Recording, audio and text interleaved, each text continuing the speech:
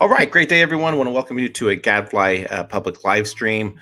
This is Carlos. I want to thank you for tuning in, and for our loyal subscribers, thank you so much for your continued support. And for the new subscribers who've signed up the past week, thank you for doing that. We really appreciate it.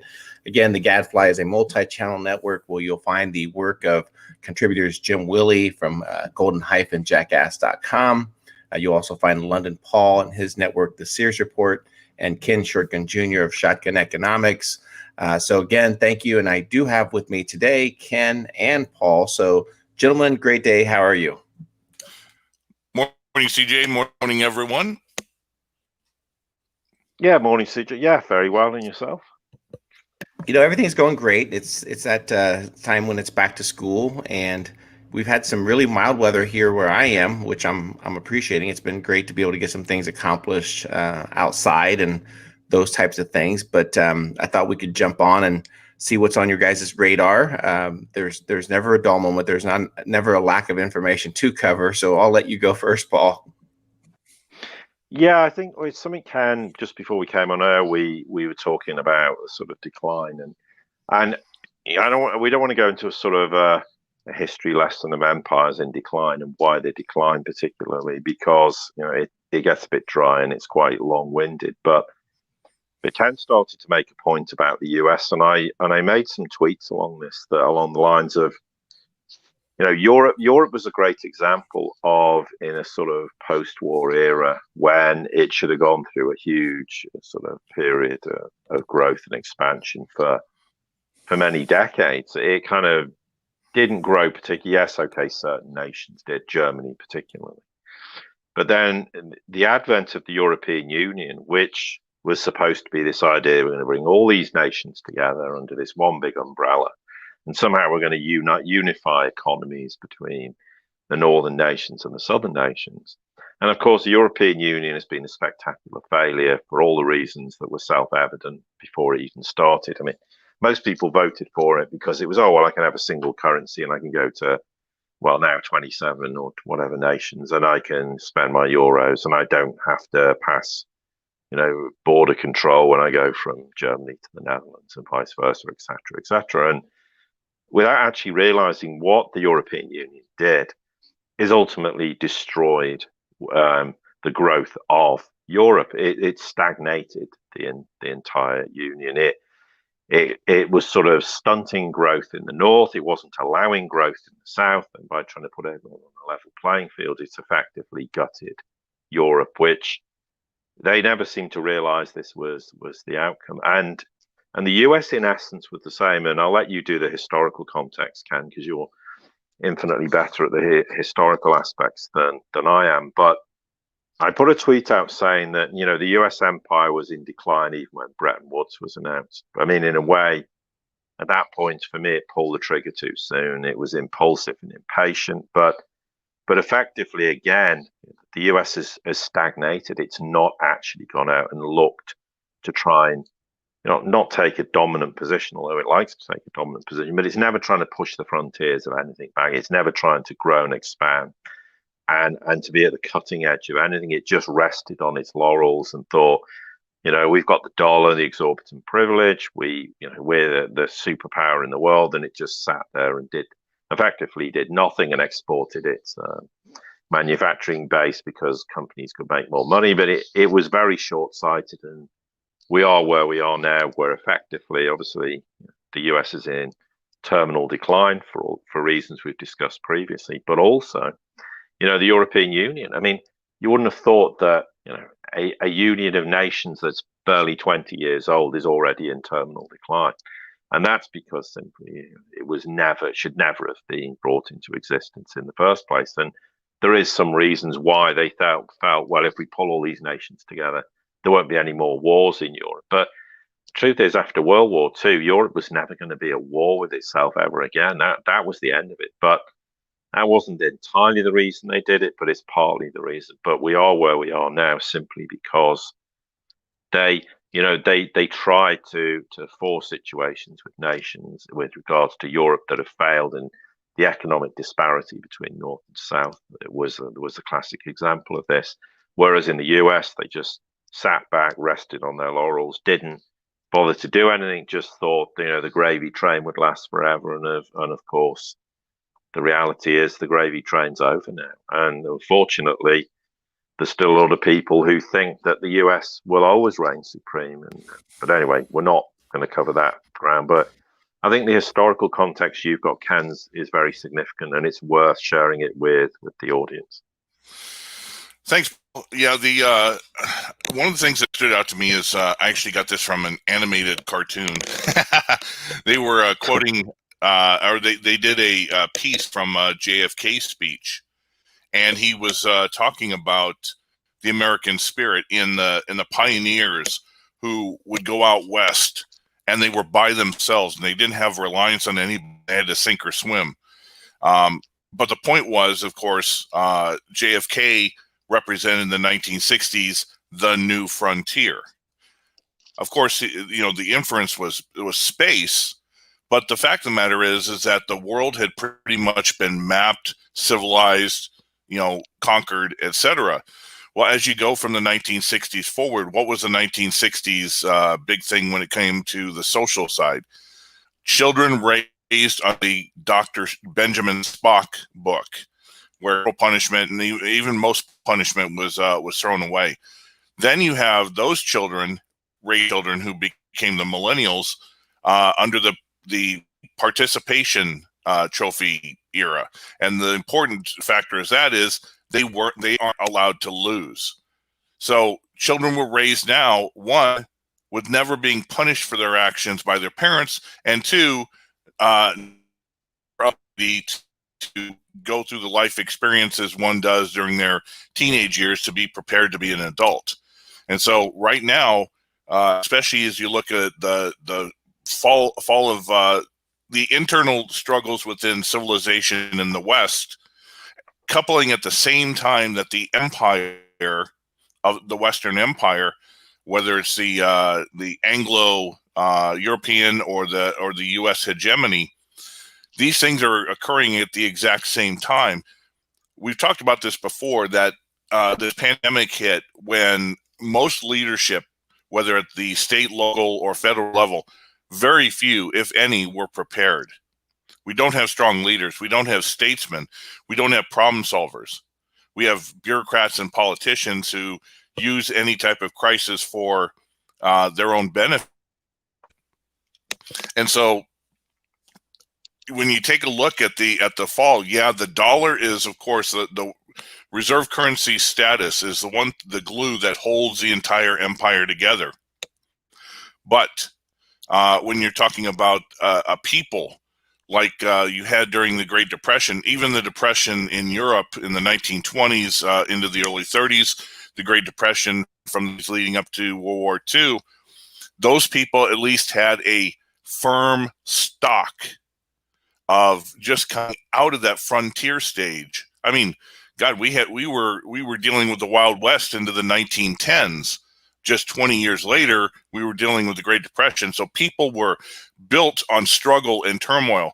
Today, there's very little true struggle and turmoil, and people aren't prepared. So what we're seeing is collapse, go all around us. It's encompassing the entirety of civilization, from the forts falling in most Western nations, from marriages going to an all-time low, to the children calling for communism. They don't even understand what it is, but they're just rebelling for the sake of rebelling because they don't get their way. It's just, there's so much chaos that's occurring at this time. You almost can't even quantify it. And once the financial and economic portion, that glue that holds this all together, goes, I can't picture another time in history outside of the fall of the Roman Empire and the emergence of 1,000 arcades that something like this is going to be on par with.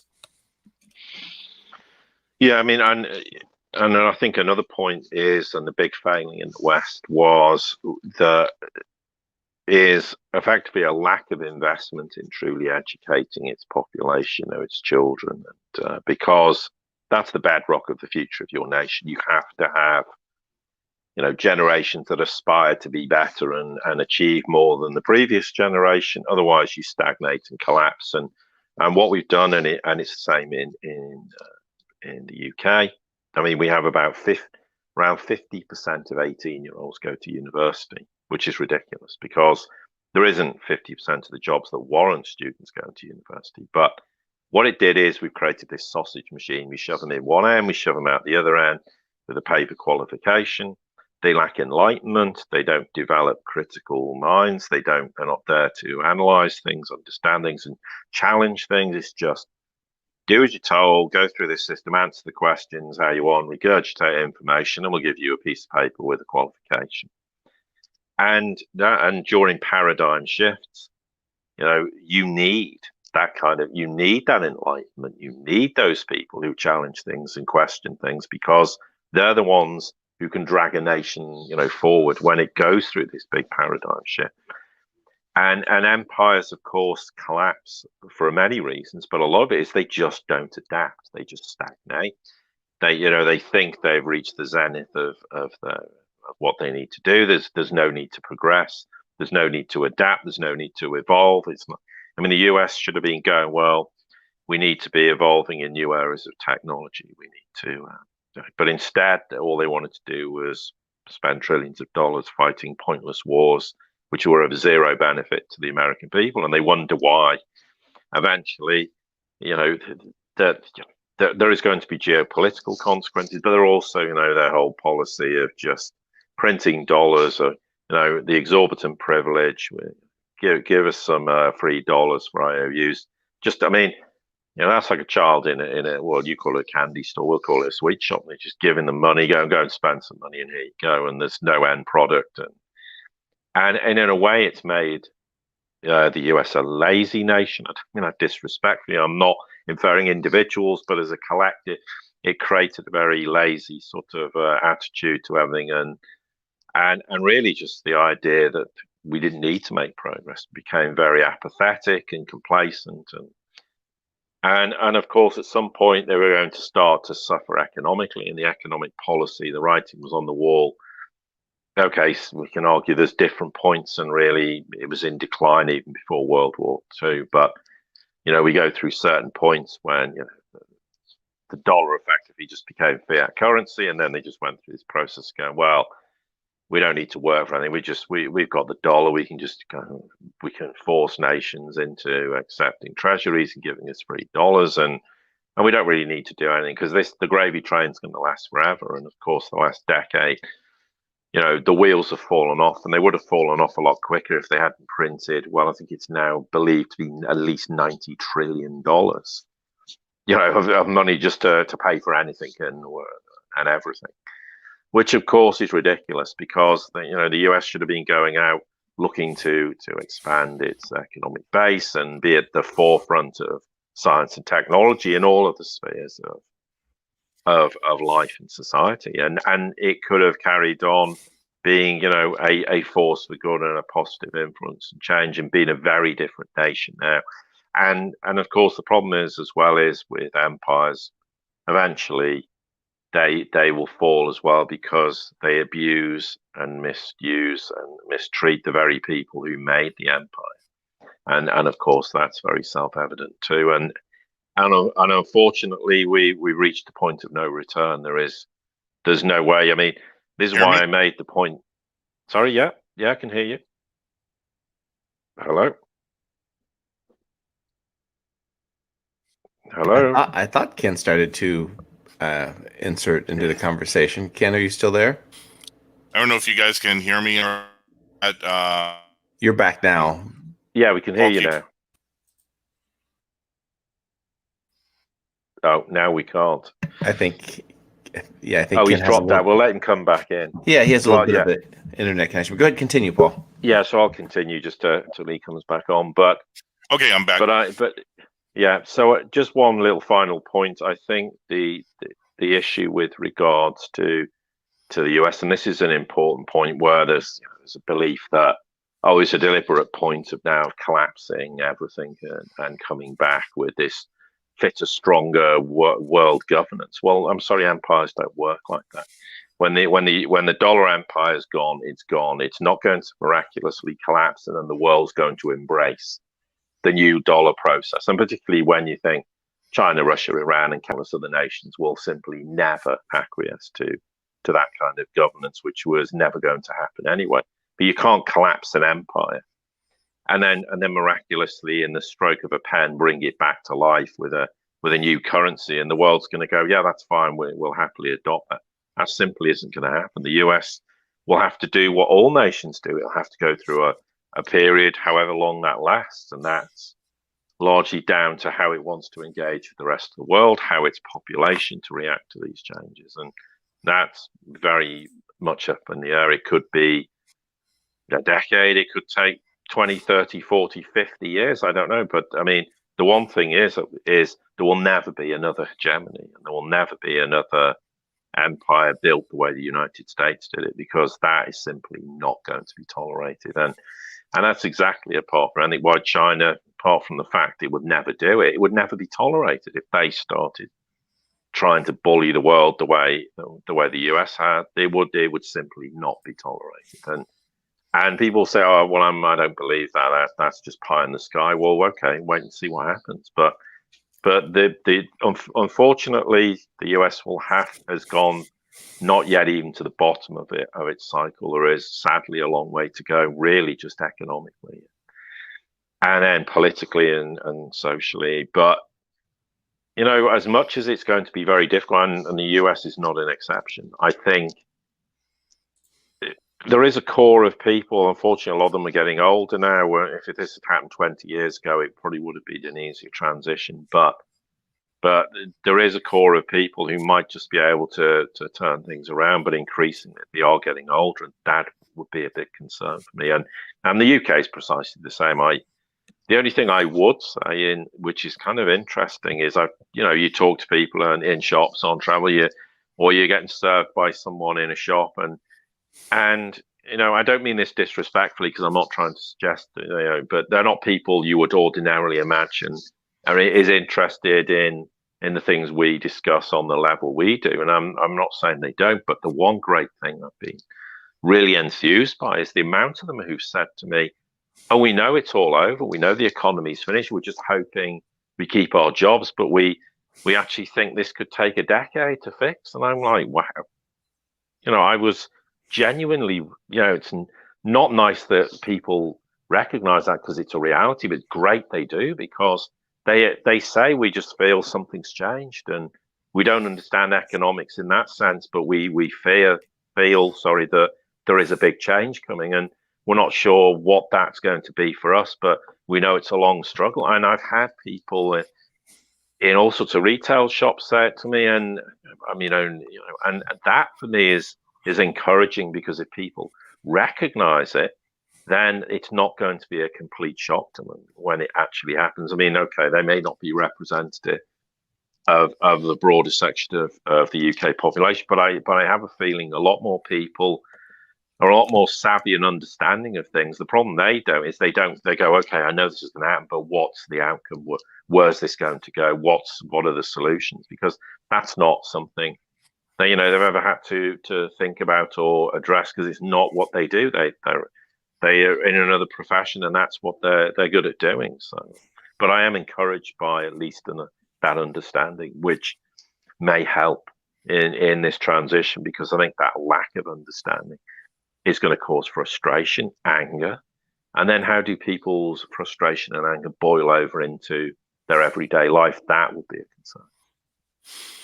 I think the interesting thing too is this pandemic has allowed people to have the time to start really looking into a lot of the things that, had they been just doing their normal 9-to-5 job, et cetera, going through the motions, they never would have even stopped or bothered. Oh yeah, absolutely. I do think in a way it has given some people more time. I mean, I think there's benefits to it. There's negatives, some people losing their jobs and fearful of their future, but I think it has changed some people's attitude and probably greater numbers than we realize. And that's also important, because when you go through these changes, whatever our life experience in the past been, it's not going to be relevant in the future.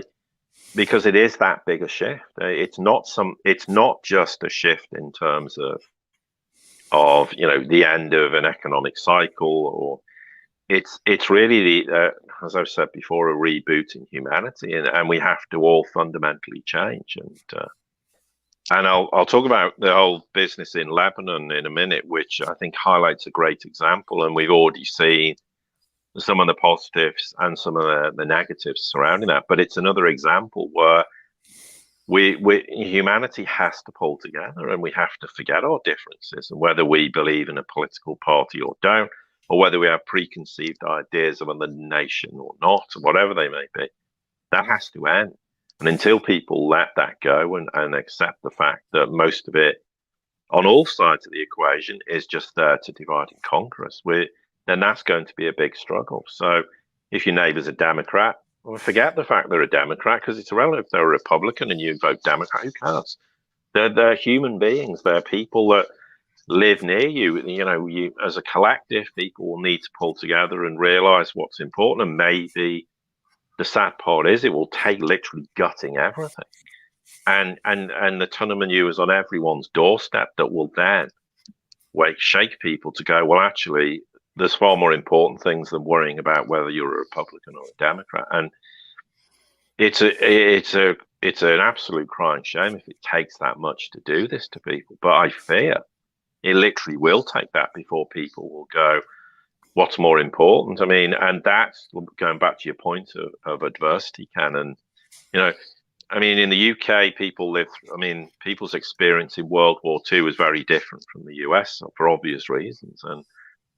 But it shaped a lot of people of their thought, and it shaped generations. I mean, okay, now it's 5 years since it ended, but the point is, it's that level of adversity that people dealt with at the time, and it shaped people for generations and many decades to come. But and maybe, unfortunately, it will take something that seismic to have the same effect, but in a positive way, that people will realize what's more important. On top of that, something that stood out to me is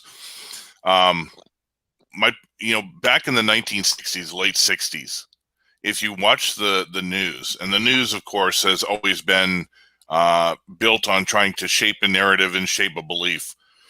The thing that stood out was, if you watch the nightly news, you would think that half of America were hippies, peaceniks, and revolutionaries. But in reality, they only made up about 5% of the population. Everybody else just wanted to go through their normal lives. They were, many of them at the time were for the Vietnam War, et cetera, ad nauseum. Today, when you take a look, everything they show on Antifa, the protests, the BLM, if you really break down its core, it's probably about 5 to 6% of the people who are there doing the activism. But because of the media and the narrative, again, it makes it seem like it's the vast majority of the population. Well, I'm reminded of a quote from Jerry Root. I don't know if you remember him from your history lessons. Mm-hmm. He was a big activist in the 60s. And think about what he said during the time of the Vietnam protesters, the civil rights movement, the feminist movement, the gay movement of the 60s and early 70s, and then think about it today. He said, revolution is profitable, so the capitalists sell it. The hip capitalists have some allies within the revolutionary community, long hairs who work as intermediaries between the kids on the street and the millionaire businessmen. Well, if you take a look at pretty much who is funding Antifa, who is funding BLM, who is funding all of this revolutionary movement, it goes back to the billionaires, Steyers, the George Soroses, etc., who are funding all of these things to try to create revolution in the country. And who's profiting from it? Well, Just take a look at what Wall Street's done ever since we've been in lockdown in this pandemic. So in the end, most of what we see about this change is not necessarily as organic as we think, but it's the Hegelian dialectic where they create the problem and then they come up. As somebody quoted, and I'm not going to get too much into the COVID, but isn't it funny that we're told to listen to Bill Gates, a guy who is not a doctor, speak about vaccines, but we are to ignore the actual doctors who speak about hydrochloroquine. You get the irony there? So, well, yeah, well, yes, undoubtedly. But I think the point is that whatever they think they're going to do now is, with regards to everything, it's failing. I mean, it's not like they have a success or a remedy for anything. There is no solution to the economic problems. There's no solution to the financial system. There's no solution to the dollar. So, they can, on some level, and I think increasingly less so, they may have thought, given what happened in March, and we knew last September that the Western financial system was in big trouble, and it was creaking again in March, and there was big problems, and people say, "Oh, well, look, it all tied in with the pandemic." No, that is just a coincidence, because guess what?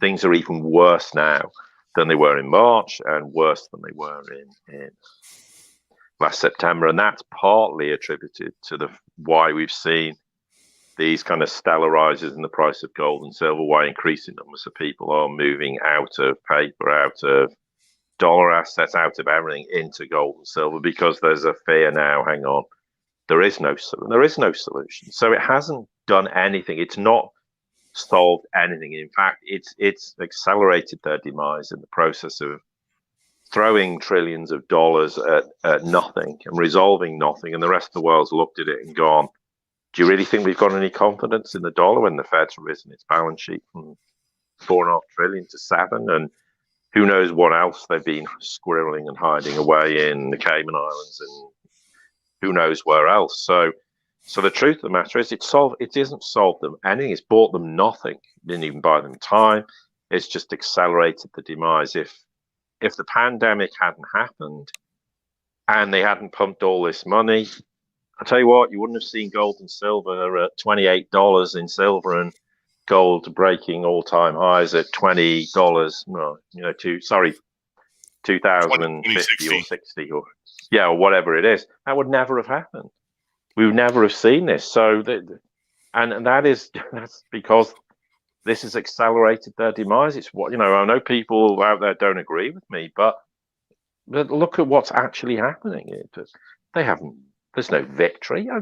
Well, so what? Wall Street has just inflated more bubbles. Well, the bubble's going to burst. They've got some more paper dollars in theory. Well, good luck trying to cash that out when you actually want to make the money. And it's just paper money. It's not reality. So, I can understand people's fear, anxiety. I can understand why, but there is no control over this. They've spent a decade failing to actually normalize anything, and all they've done in the process is printed trillions of dollars, which, as we've said, will accelerate their demise. And there is no solution to this. They're not going to magically pull a rabbit out the hat and resolve their problems. And if anyone thinks they are, well, here's the question: why are they doing everything they can to try and decapitate China and decapitate Russia? If they were so in control of everything, they wouldn't need to do any of that. There wouldn't be any requirement to do that. They're trying to do that because that's where the renaissance for the world is coming from, and it's moving east to west. And whether people in the West agree with it, disagree with it, like it, dislike it, that's a reality. It's just the shift, because what's the one thing, whether people like China, dislike China, loathe China, what have they done?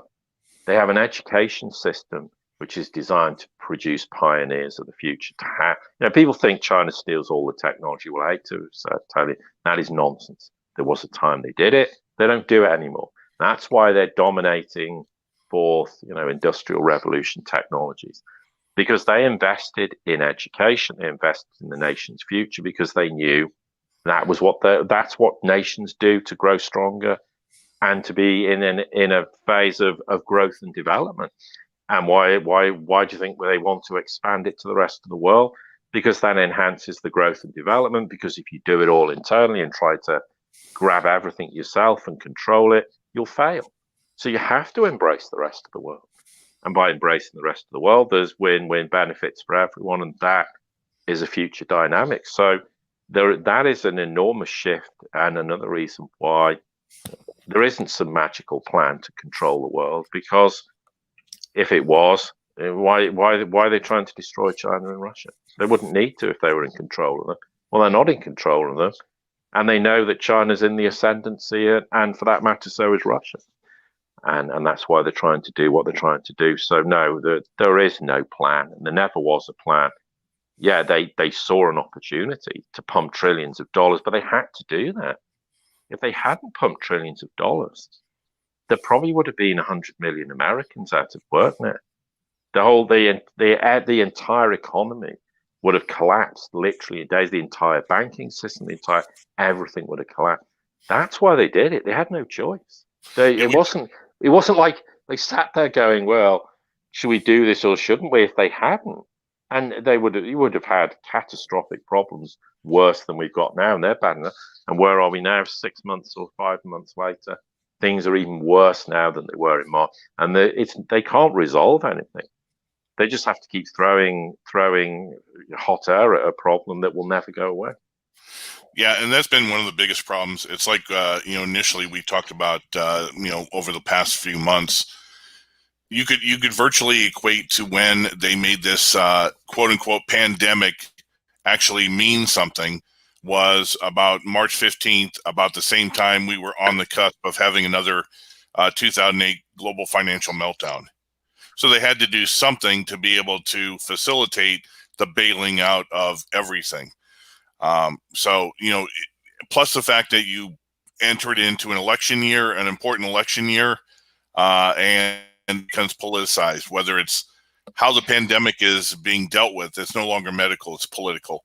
How the economy is being dealt with, it's political. How, everything, even at the local level, how people can have the freedom to, make a living. They're not allowed to. Everything has been politicized. And that politicization is what really, as you just mentioned, has made things 10 times worse than had they just, dealt with things as they go. If you think about it, the pseudoscience of masks and social distancing or lockdowns, in reality, that has never been done in the history of any pandemics. But, of course, everybody thinks that everybody's got to control every aspect of life. Well, you know what? You don't control nature. Nature is as nature does. And, what you do is when you try to mess around with nature or with a system unto itself, you make things worse.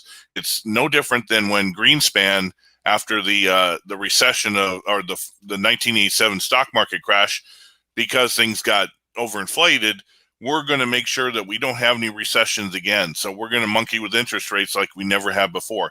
Then we're going to do QE like we had never had before. Now we're going to buy every asset like before. And as we probably know, Jay Powell is coming out with this great announcement that everybody assumes the Fed now is going to force inflation. Oh my God! Hilarious. You're gonna force inflation.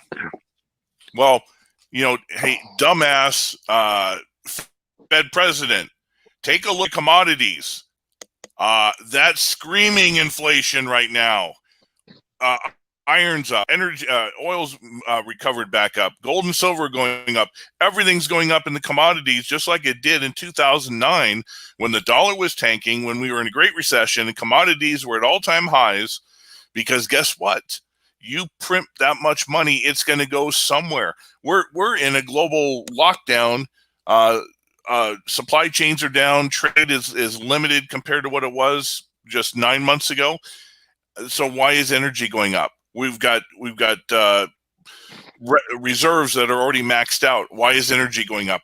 Because inflation is there, you dumbass Fed president, and now you're going to call for more. You're just trying to cover your ass. You're covering your ass because the expectation is you're going to print and buy more, and it's now going to suddenly trickle down into the general economy. So you're trying to CYA there. Absolutely. I mean, and I mean, to say there's no inflation, well, look at the equity markets. There's inflation. I mean, you've got these ridiculous asset prices, and when you look at the fundamentals of businesses, they don't marry up.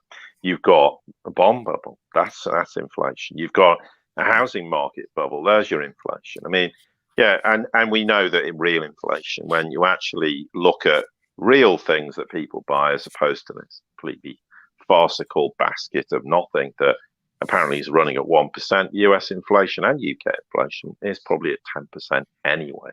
And why did they lie about the inflation? Because that was the only way they could justify zero interest rates. Because as soon as you say, well, actually, inflation, if they suddenly had to come out tomorrow and go, well, inflation's at 3, 4, 5%, there'll be people screaming, well, you need to lower interest rates. Well, here's the problem. How can they lower interest rates? Well, I mean, what are they going to lower it to? -4%, -5? I don't know, -2.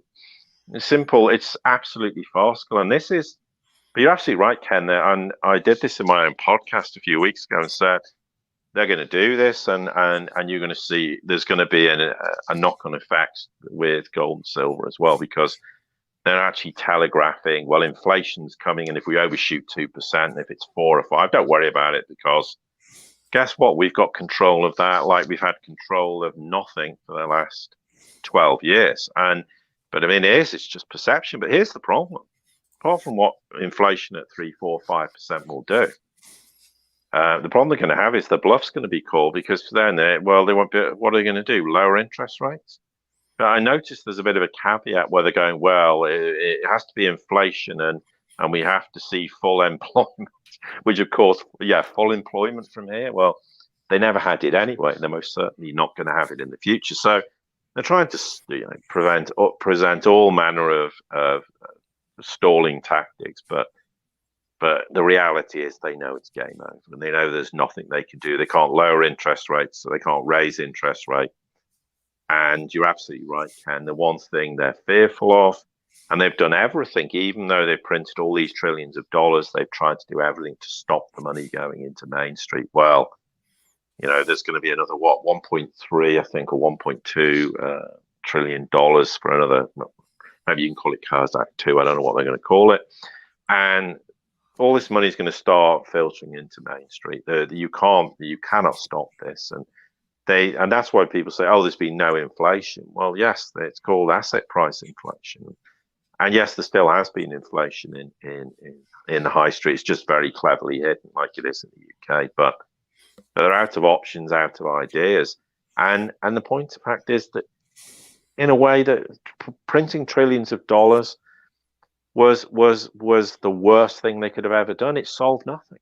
And so, therefore, the idea that, yeah, they no doubt took advantage of a situation, but not that it was going to resolve anything. They haven't resolved a single thing, for a decade. All they've done is Draghi's kick the can down the road. Well, the can is getting heavier, and the next time they try to kick it down the road, it's going to break their foot into 1,000 pieces. So, by all means, keep doing what you're doing, but all they're doing is accelerating their demise. And once the dollar's gone, once the dollar as the world reserve currency is gone, and the entire system collapses, they're not going to be able to come back and do anything. So, and I've said all along, it's over. I mean, it's game over, and that's the end of it. That's a good segue, because I've heard three times this week. One was an article by Sputnik News. The second was something that Danielle DiMartino Booth mentioned. And the third one was, I think, Goldman Sachs. It was either Goldman Sachs or Rabobank or one of the others. They all three outwardly said, and this is the headline, with the dollar facing collapse, what are the candidates to replace it? We are already now in the process of talking about replacement of the reserve currency. CNBC actually had two different guests on a few days ago talking about the replacement of the dollar. When mainstream starts talking about it, it's already in the process. Well, they think that the West sit there thinking, well, yeah, we've screwed everything up royally. We've completely destroyed everything, but we're going to be the ones suggesting what. And they're all going, nothing needs to ever replace the dollar. There doesn't need to be a world reserve currency. It's a farce. It's a nonsense. It should never have happened, and it will never happen again. Plain simple fact is, it's completely destructive and serves no purpose whatsoever. See, when we were under Bretton Woods, okay, and the dollar was sort of the medium of exchange, but underlying it all was gold. Every nation recognized that gold was the reserve currency. The dollar was simply the mechanism by which gold, because it is not feasible when you get $56 billion worth of goods from China to send over pallets of gold back and forth. It's not feasible. Of course, this is pre-computer age. Computer age now, it works much better. But the fact of the matter is that gold is and always has been something that is a foundation. Now, what you were saying is absolutely right, because they brought up about 6 different things.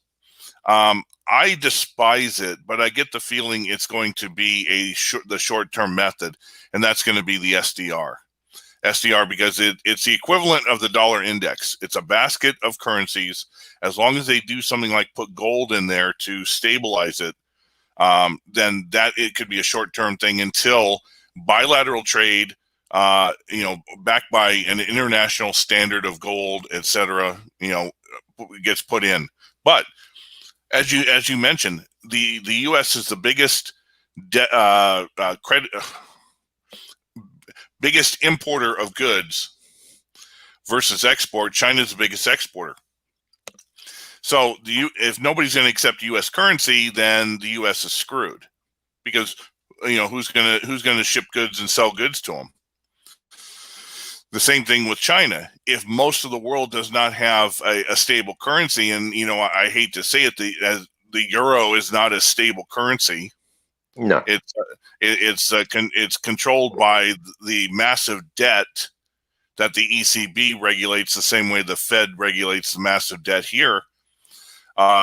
China, they'll have to deal with their internal debt, but they have 2 yuans of the one that they use internationally that isn't as devalued as the one that they have internally. That's backed by tens of trillions of yuan in debt. But there has to be some type of systematic change. The Belt and Road, the creation of the BRICS Bank, the Shanghai Cooperation Organization, these type of things. Yes, you're going to have coalitions, Eurasian Economic Union. But with that being said, just as when last time we had a podcast, I mentioned that the United States itself is just too big for a central government system to be able to handle it and run it. The same thing when it comes to global trade. It's got to have these type of regions that are going to probably deal mostly with each other for the most part.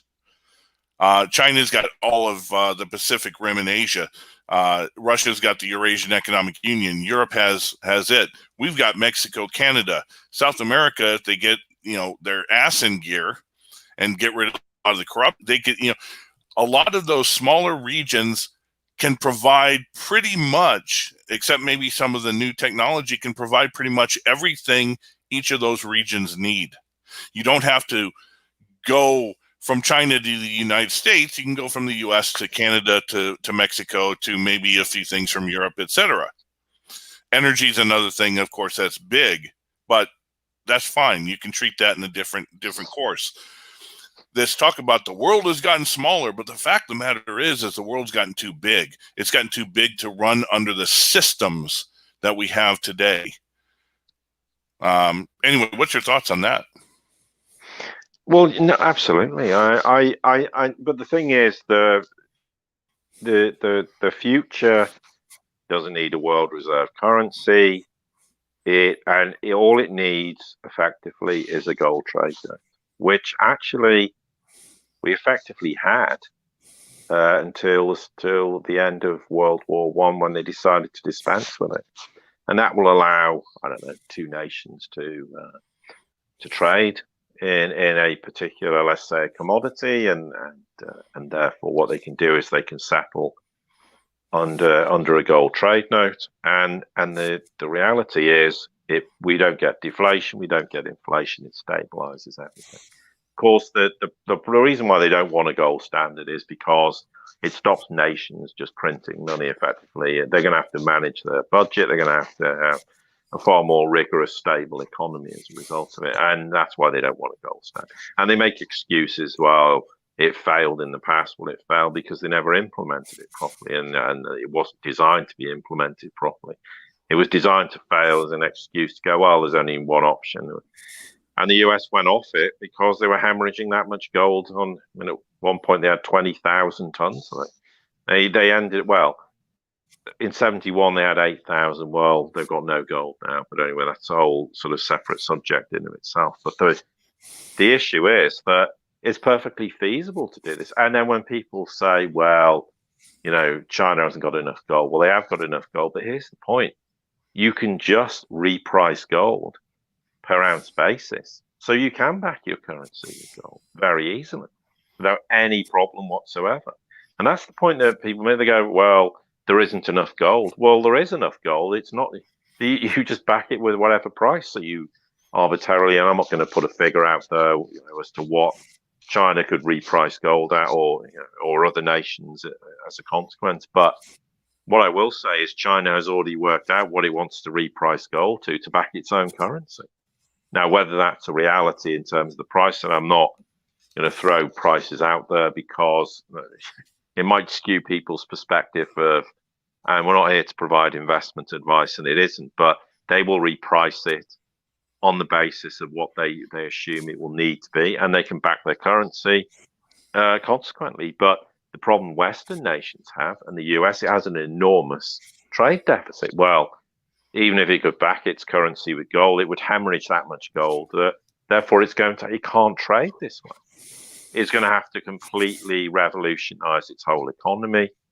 And that takes an awful long time to do that. And the problem at the moment is the US doesn't have a manufacturing base. So when it has to import all these goods from wherever it might be, China, etc., in the world, the problem it has is with a devalued dollar, which is going to happen, it's going to have enormous price inflation. So it needs, but it can't rapidly rebuild its economy. Otherwise, the argument would be, if it was that easy, why do you think Venezuela can't do it? Why do you think Zimbabwe can't do it? It's I mean, okay, and people say, well, the United States isn't Zimbabwe and Venezuela, etc. No, that's true, but it's still going to have enormous problems, and you can't turn the proverbial oil tank around on a sixpence, so to speak. It's going to take a considerable period of time to make those changes, and therefore, it's another reason why the US was needed to be more cooperative with other nations, and at some point, it will have to. But how does that come about? You're going to have a fundamental change in the whole political structure, where you don't have all these people who have got no interest in engaging with any nation in the world. It's you're with us, you're against us. If you're against us, we're going to destroy you. Well, that all has to change. How does that change? It doesn't change particularly easily, but maybe, I don't know if you want to, Ken, maybe a good point to talk a bit about gold and silver and recent developments. Yeah, absolutely. I was gonna ask you what you had on your docket here, but I mean, that's a perfect thing. The funny thing is, for anybody who's listening to the podcast, when they've asked you in particular about your thoughts regarding the price of gold, and you said, "Don't even bother me until it gets 2,000." Boom! Didn't take too long. Took 2 days and went from 1900 to 2000. But yeah, I mean the fascinating thing is I think real quick, gold in dollar terms, not what it's doing the rest of the world. It's already been at all-time highs for like 95 currencies for a long time now. But in dollar terms, the thing that stands out is they love to tell, well, the dollar works in opposition to what gold works in opposition to what the dollar does. More recently, since the Fed has really been deciding that they're going to control the yield curve, the dollar has been working in tandem with the 10-year rates, 10-year yield. And more than anything, my God, if you take a look at, they want to bring in all this inflation. Well, forgive my French. Well, shit. The 1 year through the 10-year are already negative in real rates. If they raise inflation, then you're going to have the entire yield curve negative. It may not say it on official paper, but in the real nominal terms, boom, we already have negative rates, and they didn't even have to drop them below zero. No, absolutely, and it is, for me. It was, I mean, in dollar terms, you're absolutely right. In other currencies, it's long since broke new all-time highs. But the thing is, it went through 1920, and I think today it even got as high as 2070. I mean, and we'll talk about. There's just a little anecdote to that, which I'll mention shortly. But yeah, it's gone through. And of course, the great thing now is we're in totally uncharted waters in dollar terms. That all the TA in the world can't explain anything anymore. You can't say, well, the next price movement is here, or the next support and resistance is here. It's impossible to say because we are in uncharted waters. And at the end of the day, what matters now is what is governing physical demand. What are the parameters that mean that people are? And one of them, I think, I don't think it's an enormous criteria, is when you have effectively real negative interest rates, but there's economic considerations, there's geopolitical considerations, there's the fact that people are now lacking confidence in the dollar, and the list goes on and on and on. And for me, the most interesting aspect will be what happens when even more big institutional interest arrives, because I don't think it's here yet. And from what I've heard from people who I trust eminently in this regard have said to me, yeah, there's some people nibbling around the edges, but now a lot of that interest started to wane when they felt that the economy had been fixed, in inverted commas, by the Fed, and therefore, well, increasingly, I think that will start to wane. So, what does that do with regards to demand? And what I have noticed is, even on a retail level, I've got every week at least 3 or 4 times I have people phone me, go, "Do you want to sell? Do you want to sell?" No, I don't want to sell. Don't phone me. I'll phone you if I want to sell. I've got no intention of selling. And then we had the big push in the media where they're trying to convince people, well, it's pointless buying gold now. They don't buy gold now. They're trying to do everything to convince. And meanwhile, the interesting point is that some of the very people saying don't buy it, or institutions, they're actually trying to buy physical metal, or are buying physical metal themselves. And we always said eventually the paper markets will break when the physical demand is something they just simply can't cope with. And they can't cope now. So what are they going to be like in the future when more and more institutional interest, etc., will arrive to buy physical gold and for that matter, silver? And that's why I think we're seeing these kind of seismic jumps. And the point I wanted to make was something I tweeted about, because we obviously had the UK jobless figures for Thursday, and last week they were 1.43 million, and this week apparently is 1.18. So, apparently this kind of tentative idea that the trend was upward again is somehow gone down. And I saw the price of gold and silver. I mean, I think when silver opened last night at 11 p.m. UK time, I think it was at about 26.80 silver, and it hit nearly 28.50 just prior to the announcement of the jobless figures. And think gold was at about 23.32 or something when it opened last night again, and it got as high as 20.70.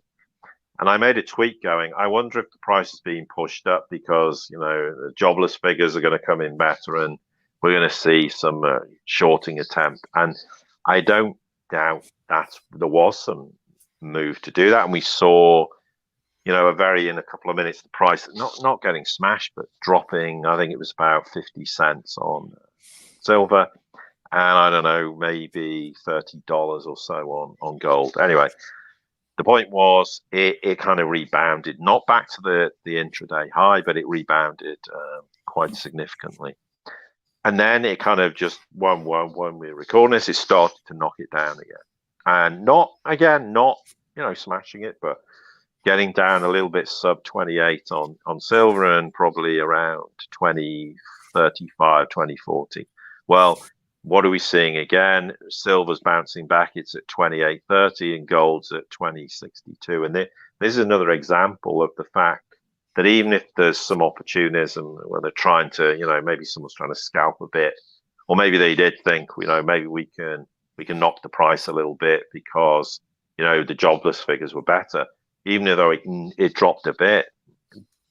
Increasingly, even when I'm not saying there was an attack on this, by the way, I'm just saying, in this scenario, there was a move down and then it's bounced back. As we said previously, it used to take days, weeks, for things to recover. Now, we see something within an hour or even less. It bounces back and then, it might fall again. So this is kind of indicative that, and I don't think we've reached price discovery, by the way, particularly not with silver, but we're starting to see increasing evidence of more kind of price discovery. And I think in dollar terms with gold, you might argue that we're getting towards price discovery. And that's why we're seeing more normalized behavior in markets where we're not like the endless smash and then, maybe a recovery in weeks or maybe not. And at this point, who knows? But, if you want to trade metals, fine. If that's what you want to do, then, that's your choice. And there's people who are not going to trade it and someone actually asked me, and that's not investment advice. They said, what are you going to do with regards to silver and gold? And I said, the only time I'll leave silver and gold is when it's time to move out of gold and silver and buy other assets again. And for me at the moment, that's not anywhere near the time to do it. But that's just my opinion for what it's worth. And there'll be plenty of people who disagree with me. But I'm not offering investment advice. I'm just answering a question honestly, and that's my strategy on this. And I don't see, given what we're coming, that we're anywhere near the point where it warrants doing that. I mean, I can see why people thought, oh, we've reached an all-time high. I must shift some of my gold in all-time high in dollar terms. Well, look what's happened. It's gone up another $140, $150, which is 7 or 8% higher in dollar terms. So there's another example of why, people make their choices, but, nothing would prize an ounce of physical metal out of my hand now, including, I won't say it, but, there's the old saying about out of my cold, dead hand. Mull on lab. Mull on lab, I think is the term. Yeah, it's interesting because, there are those who are obsessed with gold. You buy it, you don't sell it. And I'm like, if somebody ever asked me, what should I do with gold? And I said, well, what exactly do you want to do with it? Because if you want to buy SLV, GLD, if you want to play the futures contracts, if you want to do the Forex gold, and so if you want to do, whatever, I say, indeed, it's no different than speculating if you're buying equities. It's no different if you're speculating buying Bitcoin or other cryptocurrencies. Speculate, but when you sell and take your profits, that's when you say, you know what, put your money in, take those profits from the paper markets and put it in physical metals. And, we talked about the paper price, both the spot and the futures have been mentioned so far. There's a well-known 40-year standing bullion dealer out of Maryland. And I use them as a reference because they're very good at dealing with the physical supply and demand and the real price discovery when it comes to the physical metals. Right now, let's see, gold is at, say, 2061 in the spot market. They right now are paying about $25 above spot. So they're giving a $25 premium to buy gold off of you. These are American Eagles. Krugerrands are going to be a little bit less. Maple's a little bit less and that type of thing. But the premium to purchase gold is $100. It's been as high as $150 I've seen in some places, but right now it's $100. But this is gold, which tells you that the supply is not yet quite as tight as you might think. But here's the kicker. Let's go down to silver. Okay, a silver eagle, American Eagle. Right now we're talking about 28.20 for the spot price. They are paying people, a premium of $3 above spot. They will pay you $31.25 for your silver. But if you want to buy silver from them, it's $36.32.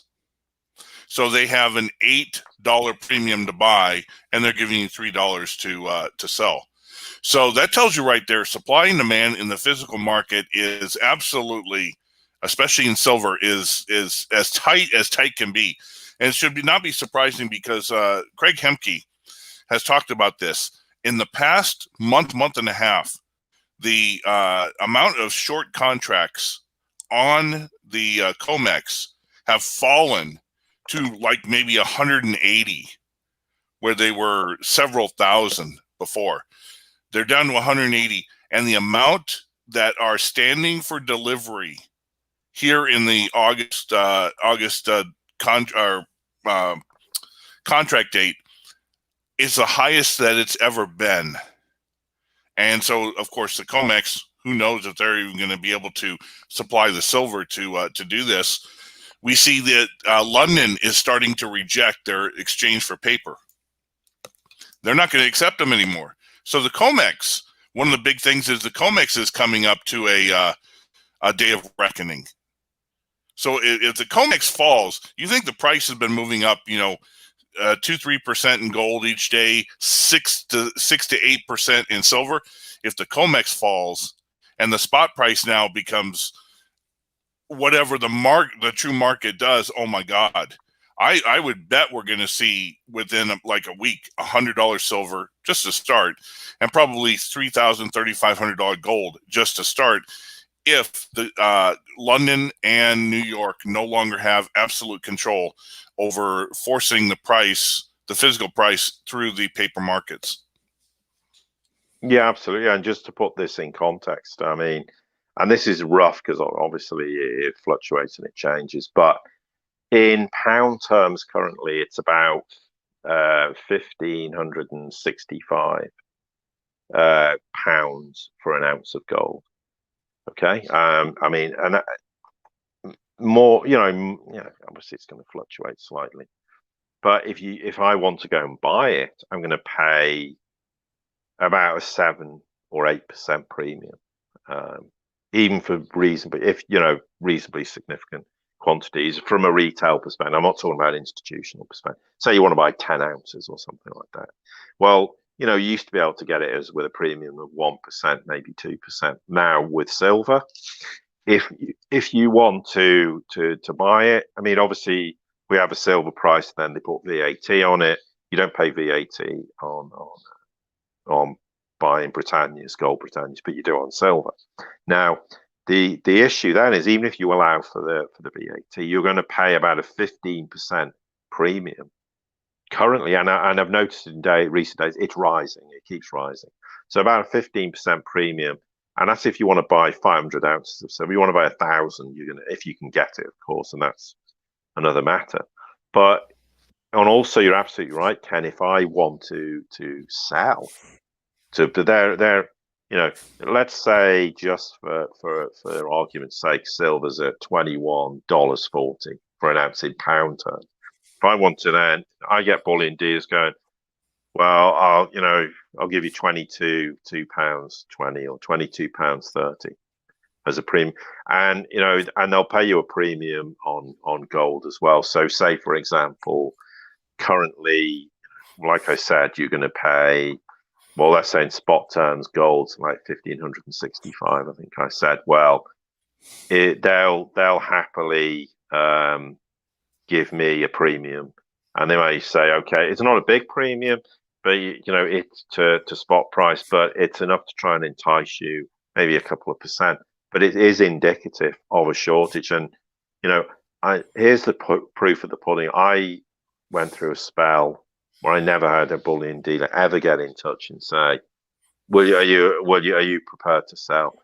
But in recent weeks, I've had a deluge of people saying, "Do you want to sell? You want to sell?" And I've gone, "Well, of course, I don't want to sell, but appreciate why you're phoning," because they're trying to, find physical supply. Because the problem is there just isn't there. I mean, silver, particularly gold, you can, at retail level, you can still get hold of it. I'm not saying in enormous quantities, but silver is very difficult to get hold of. As people have discovered. And you're absolutely right, Ken. When the paper market completely capitulates, and that's the other thing. I mean, look at how much physical metal people are standing for delivery now when contracts expire. I mean, it used to be small, now it's significant amounts. They're going to have to find that physical metal, and therefore that just exacerbates this supply demand issue. And then it comes like true price dynamic or price discovery that says, well, there's a big demand. Ken wants 1,000 ounces of silver. Well, I can't get it at this price. What price can I get these 1,000 ounces? At what price is someone prepared to sell 1,000 ounces so I can give Ken his 1,000 ounces, or me for that matter? And that's a very simplistic example, but that's the territory we potentially are heading towards. And when it happens, it happens. But I've always said the paper market will eventually implode because of the physical demand. Well, I mean, it just simply can't cope. And I've always said, when the West drained of metal, well, it's kind of ironic. We've got to the point where it's even less so much that the East is drained, although the East has drained it a significant amount. We're now getting to the point that the West is causing a huge drain. But it is always the way. Once the physical metal's not there, and there's a demand because people want COMEX and LBMA to be settled in physical terms, then they've got a big problem. And it's pretty self-evident in the last few weeks or longer that they have got problems. And we discussed this at some length, together and individually, on the Gadfly, and I've done it on my own series report, where we've highlighted that this was coming, and we knew it, and it was self-evident that the paper markets were in serious distress, and it's self-evident. What was it? Silver hit 11.50. It's now over $28, and gold, I think, got to 14.40 or something. Now it's this is in dollar terms, of course, and is now at what, 20.58 or whatever. Anyway, it's by because it moves every second. But this is very much indicative of the fact that the paper market's blown up, and of course, when the price got smashed, I had people saying to me, "Oh, well, it isn't. The paper market isn't broken." Well, it was broken. That's precisely why silver collapsed. That's precisely why gold collapsed, because that was the end, really, of the paper market in the form that it used to be. And in some ways, you often see these ridiculous gyrations and collapses. And since then, it's starting to behave more normally. And yes, there are instances where the price gets smashed a bit, or not, or drops, but we're now actually seeing a recovery far quicker. And that's far more indicative that we're moving more in towards real price discovery. And that the reason is because people won't roll contracts. They want the physical metal. And if I've got a contract and I want my 4 tons of gold, or my my ton of silver, and I'm going, I want delivery, and what are they going to do? And that's the problem. Is at some point they're going to reach a point where they'll go, we can't do this. We can't scramble around to find the metal, and then then they're going to have to force majeure. And what's that going to do to the paper market? I mean, who after that's going to buy these contracts? Because they're going to go, well, yeah, I might buy them, but if I want physical delivery, I'm never going to get it, and therefore that creates an enormous problem. And I think that will create a trickle down effect into other ETFs, etc. People will start going, hang on, you're saying, it's anyway. Go on, Ken. Yeah, I was going to say, there's a historical precedent for something. Whether it's true, I've seen it. I've never seen it discounted. It's not one of those Snopes things. But back during the time of Weimar Germany, during the hyperinflation, okay, gold in its priceless, because there's a story of a bellhop or a doorman at a hotel before the hyperinflation took place, and one of the things he got a tip one time from a tip of a gold ounce of gold or a gold mark. Well, once Weimar hyperinflation took place, he was able to buy that hotel for that very gold mark he got as a tip. So, yeah. we already know during the Bitcoin mania of 2017 and early 2018, a lot of real estate developers were actually willing to sell real estate for a certain amount of Bitcoin. Now, if gold gets to that point that having the physical metal in your hands is worth more than the dollar value attributed to it, I foresee a day, especially during the chaos of all the transitions, where, say, there's a new house or new townhouse or condo, whatever. It's about $350,000 before hyperinflation hits. But say silver is worth $500 US as the inflation and that starts moving up. I could foresee a day where you could offer less dollar amount of physical silver to somebody for that actual property. In essence, say if it's $500, so it would be 700 ounces, would be $350,000. You could offer them 400 ounces physical in hand to the developer, and they would take it rather than try to get the exact dollar amount. Because as we're seeing, even in the latest surveys, one of the reasons why they do the consumer confidence and the business confidence surveys is because really it's not about the economy. It's about what is the confidence in the dollar. If consumers are spending, obviously there's confidence in the dollar. If that survey is dropping, that means people don't trust the economy, they don't trust the dollar, and that's a threat to this fiat that is backed by the full faith and confidence of the government. So I think as confidence in physical metals grows, then what its actual dollar value or euro value or whatever value is going to become meaningless. It's almost going to be that because it is money and has been money, that recognition is going to come back into the environment, and you'll be able to then use that physical and trade it directly for property, businesses, or some other type of asset, and you'll pay less of the physical than what its said dollar value is. I may have been confusing on that, but no, I know what you mean. I've had a few people said, okay, let's just play with some simple maths to highlight your example. And I use this. Let's just say I want to go and buy a house in the UK that costs £200,000, and let's just say, for argument's sake, that's at current prices, and let's just say gold's at £1,500. That's say currently it would cost me 133 or something, I think it is, ounces of gold to buy that house. Now, let's just suppose in the future that gold goes to £10,000 an ounce. I'm not saying it is, but I'm just using this as a sort of example. Now, I know in current price that we've got, inflation, a housing bubble. The property is ridiculously overpriced.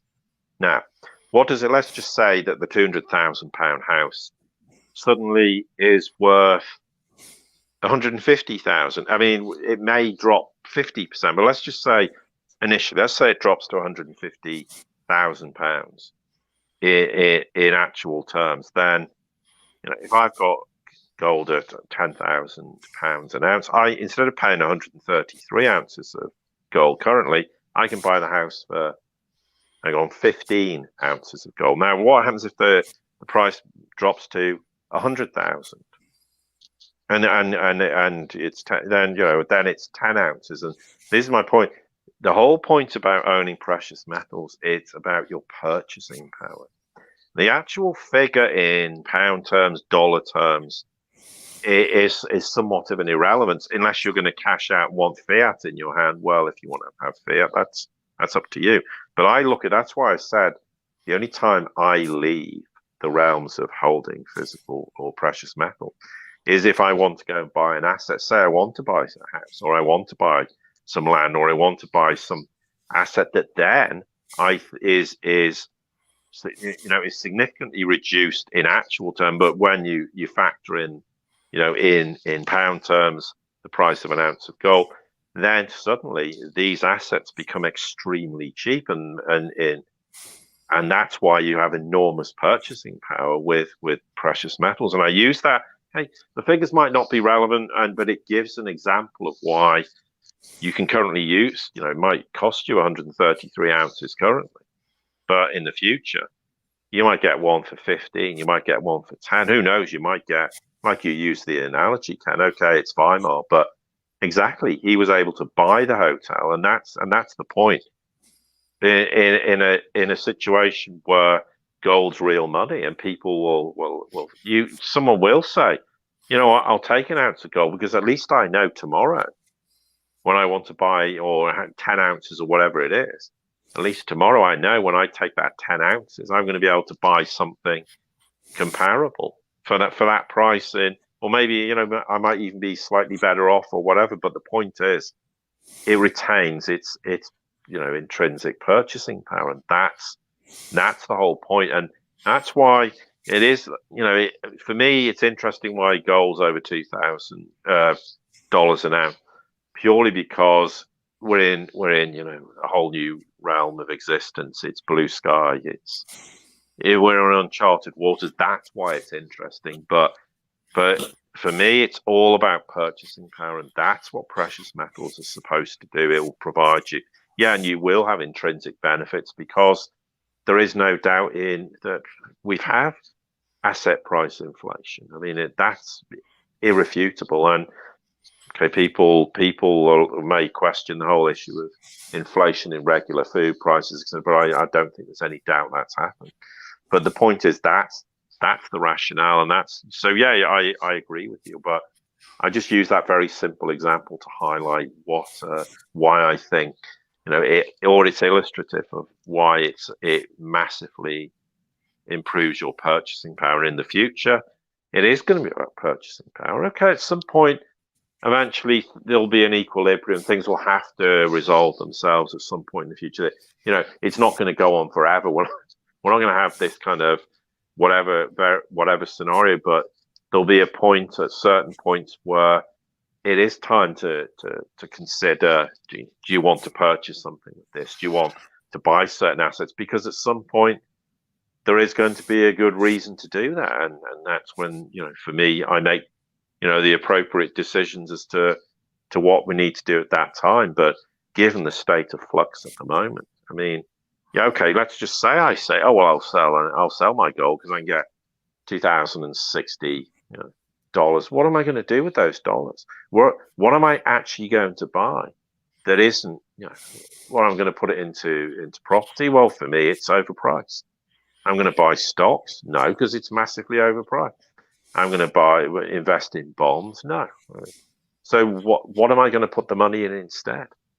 I mean, if maybe there is something you want to buy at the moment and you think it's fair value, well, fine, people can do that. But for me, there's no value in buying any paper assets whatsoever.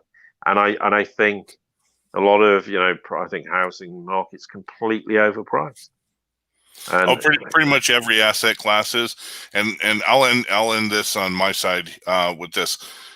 one of the things to remember, what killed the gold price in 1980 was Paul Volcker raising interest rates to 21%. Okay, that's how he was able to get rid of inflation, or the inflation of stagflation. Gold wasn't necessarily needed at that high. But we know now they cannot and will not raise interest rates to any measure. And so the potential, or the probability of gold going down any real significance and staying down has pretty much been out the window until either the dollar is gone and they come up with a new system, or the dollar is devalued. But at that point, you're not necessarily caring about your gold and dollar prices. Every single other asset out there is gonna hit the deflation bandwagon, and what is now a $350,000 house is going to be about maybe $75,000. So it's going to be moot. Yeah, the only point I would add to that, Ken, is that when they had a housing market, I think in Japan, house prices, I'm not saying this will happen, they fell 87%. I remember that. I'm not suggesting that's going to happen, but I think we're going to see a significant correction in all these inflationary bloated assets that and that's why it kind of makes me sort of laugh a little bit when I hear people say we don't have any inflation, it's a deflationary situation. Well, where do you think all the inflation's been held for since the QE, all the QE and that has been issued?